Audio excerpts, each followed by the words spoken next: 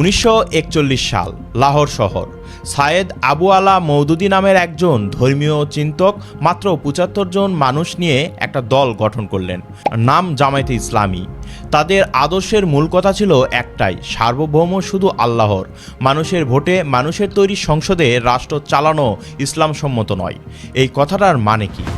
মানে হলো যে দলটা বলছে মানুষের ভোটে রাষ্ট্র চলা উচিত নয়, সেই দলটাই গত ৮০ বছর ধরে একটাই কাজ করে গেছে।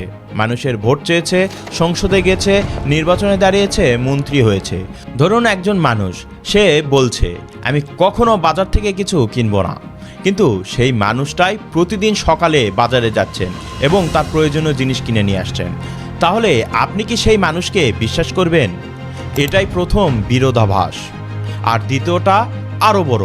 1940-এর দশকে মুসলিম লীগ যখন আলাদা মুসলিম রাষ্ট্র পাকিস্তান চাইছিল, মওদুদি তখন সেই আন্দোলনেরই বিরোধিতা করলেন, কারণ তার মতে জাতীয়তাবাদের ভিত্তিতে দেশ ভাগ করা ইসলামের শিক্ষার বিরুদ্ধে। তাহলে প্রশ্নটা খুব সহজ, যে দলটা পাকিস্তান রাষ্ট্রই চায়নি, সেই দলটাই কিভাবে 1971 সালে পাকিস্তানকে বাঁচাতে অস্ত্র তুলে নিল?